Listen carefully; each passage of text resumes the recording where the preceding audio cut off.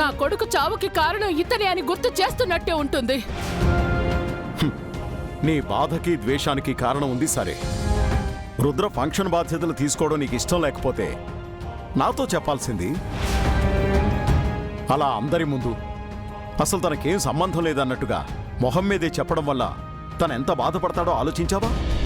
నేనేం మన షష్ఠి పూర్తి వేడుక జరిపించమని తన్నడగలేదే. ఆ రుద్రే అనవసరమైన హడావుడి చేశాడు. అందర్నీ పిలిచి అనౌన్స్ చేసేస్తే నేనేం మాట్లాడను, ఆ ఫంక్షన్ జరిపించిన క్రెడిట్ కొట్టేయొచ్చు అనుకున్నాడు.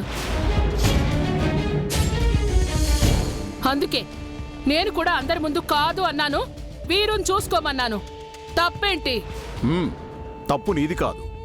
మన షష్ఠి పూర్తిని వేడుకలా చేసి మనల్ని సంతోషపెట్టాలనుకున్నాడు చూడు, రుద్రది తప్పు.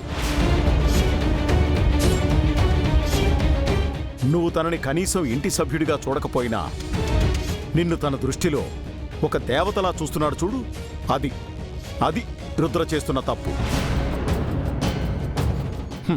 నువ్వెంత అవమానించినా తలదించుకొని వెళ్ళిపోతున్నాడే, నీకంత గౌరవం ఇస్తున్నాడు చూడు, అది రుద్ర చేస్తున్న తప్పు. వయసు పెరిగే కొద్దీ ఆలోచనలు పెరగాలి, పెద్దరికం అలవర్చుకోవాలి. నన్ను ఎవరైనా నలుగురి ముందు అవమానిస్తే భార్యగా నీకెంత బాధ ఉంటుంది? అదేవిధంగా తన భర్తకు జరిగిన అవమానానికి గంగ ఎంత బాధపడుతుందో ఆలోచించావా? అన్నయ్య అంటే మాకు ఆదర్శం అనుకునే తమ్ముళ్ళు చెల్లెళ్ల ముందు తనని అవమానిస్తే తనకెంత చిన్నతనంగా ఉంటుంది? పైగా తన అత్తమామలు కూడా వచ్చారు, వాళ్ళ అల్లుణ్ణి దేవుళ్లా చూస్తారు. కానీ కొడుకుగా తనకి తనింట్లోనే గౌరవం లేదు. ఇన్ని చెప్పినా నువ్వు మారతావనే ఆశ నాకు లేదు. అసలు నాకీ వేడుకే వద్దు. వేడుకంటే అందరూ సంతోషంగా ఉండాలి. ఒకరి మనసు నొప్పించి నవ్వడం వేడుకనిపించుకోదు.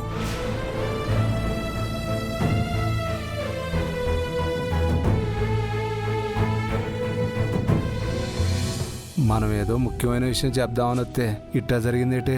నాకు అదే అర్థం కావడం లేదయ్యా. ఈడ పరిస్థితులేం బాలేవు. మనమేం చెప్పకపోవడమే మంచిది. మీరెంతసేపు వచ్చి? నమస్కారం. నమస్కారం బాబు. కూర్చోండి. బాబాయ్ మీ స్ట్రిక్ట్ సార్ ఎలా ఉన్నారు? బాగున్నాడు రంగా. అమ్మా కాఫీ తీసుకోండి. ఈ టైంలో కాఫీ ఏంటి? లంచ్ టైం కదా, భోజనం చేయమనకపోయా? పర్లేదు, ఇప్పుడు అవన్నీ ఎందుకులే బాబు. అయినా మీరు వచ్చే ముందు ఒక ఫోన్ అయినా చేయాల్సింది కదమ్మా. మేం వేరే పని మీద ఇటు వెళ్తూ మిమ్మల్ని ఒకసారి కలిసిపోదామని వచ్చాం గంగా. ఎందుకు అబద్ధం చెప్తున్నారు? మీరు మమ్మల్ని కలవడానికే వచ్చారు. ఎంతో ఇంపార్టెంట్ మ్యాటర్ ఉంటే గానీ మీరు ఇంటి వరకు రారు. ముందు అదేంటో చెప్పండి. అవును సార్, గుమ్మం దగ్గరే ఆగిపోయారు. ఓ, ఇందాక జరిగింది చూసి డిస్టర్బ్ అయ్యారా? జాయింట్ ఫ్యామిలీస్లో ఇవన్నీ కామన్ అండి. అయినా మా పెద్దమ్మ కోపం గురించి మీకు తెలియంది కాదు కదా. నేను ఇండివిజువల్గా డెసిషన్ తీసుకోవడం ఆవిడకి నచ్చలేదు, అందుకే అపోజ్ చేసింది. రేపటికి కోపం ఉండదు, ఫంక్షన్లో మనందరితో సరదాగా కలిసిపోతుంది. రేపు మీరే చూస్తారు కదా. మీకు ఓపిక ఎక్కడి నుంచి వస్తుందో నాకు అర్థం కావట్లేదు సార్. ఆ వీరుకి పెత్తనమిచ్చి మిమ్మల్ని తక్కువ చేసి మాట్లాడుతుంటే నాకైతే పట్టరాని ఆవేశం వచ్చింది. మీరు మాత్రం ప్రశాంతంగా వీరుని అన్ని ఏర్పాట్లు చూసుకోమన్నారు. నాకు లేని హక్కు అక్కడెక్కడుందని వాదించాల్సింది. గంగా, ఫ్యామిలీ ఇష్యూస్ని చాలా సెన్సిటివ్గా డీల్ చేయాలి. ఆవేశాలకు పోతే అనుబంధాలు దూరం అవుతాయి. పెదనాన్నను చూస్తున్నావు కదా, ఆవేశంలో చెల్లెల్ని దూరం చేసుకుని ఇప్పటికీ బాధపడుతున్నారు. నా ఆవేశం వల్లే భానుకి ప్రమాదం జరిగిందనే నిందనిప్పటికీ మోస్తున్నాను. మళ్ళీ ఆవేశాలకు పోయి అలాంటి పరిస్థితి తెచ్చుకోవడానికి మేం సిద్ధంగా లేం. రుద్రబాబు చెప్పింది కూడా నిజమే గంగా. పెద్దోళ్ళ మాటకి తలొంచాలే కానీ ఎదురు తిరగకూడదు. ఓసోస్ మా గొప్పగా చెప్పాలి పిన్ని నువ్వా ఏటి ఎదురు తిరగకూడదా? మరాడు ఎదవపాలు చేస్తుంటే మీ సినిమా చూస్తుండాలా? ఆయన పెద్ద బాప భావన పక్కనెట్టి ఆ నక్కగోంటాడు పేతని విత్తే నాకే ఒళ్ళు మండిపోయినది కదేటి. అట్లాంటిది బాగా ఊరుకుంటే ఎలాగా?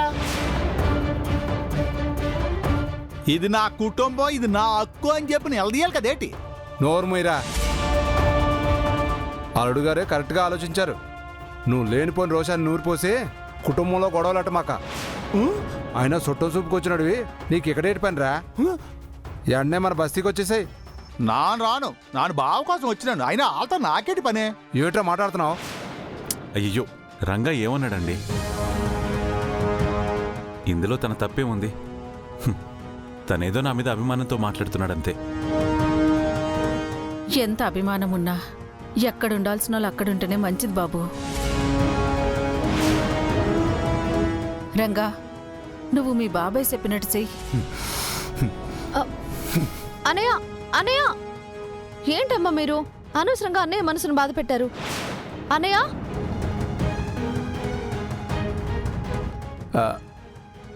మేము ఇక బయలుదేరుతాం బాబు. మీరు నాతో ఏదైనా చెప్పాలనుకుంటే నిర్భయంగా చెప్పండి. అలాంటిదేం లేదు బాబు, మేం వెళ్ళాలి. ఒక విషయం, ఇక్కడ జరిగింది ఏది కూడా అత్తయ్యకి చెప్పకండి, తను బాధపడుతుంది. వాళ్ళెవారు బాబు, మేమెందుకు చెప్తాం? మీ రెండు కుటుంబాలు కలిస్తే మాకదే సంతోషం. ఈ షష్ఠి కార్యక్రమం ద్వారా అత్తయ్యని ఇంటికి రప్పించాలనుకుంటున్నాను. నా ప్రయత్నం నేను చేస్తాను. ఇక ఆ తర్వాత ఏం జరుగుతుందో చూడాలి. మంచి ప్రయత్నానికి ఎప్పుడు మంచి ఫలితమే ఉంటుంది బాబు. వెళ్దామయ్యా. వెళ్ళొస్తాం బాబు. మంచిది. వస్తాం బాబు.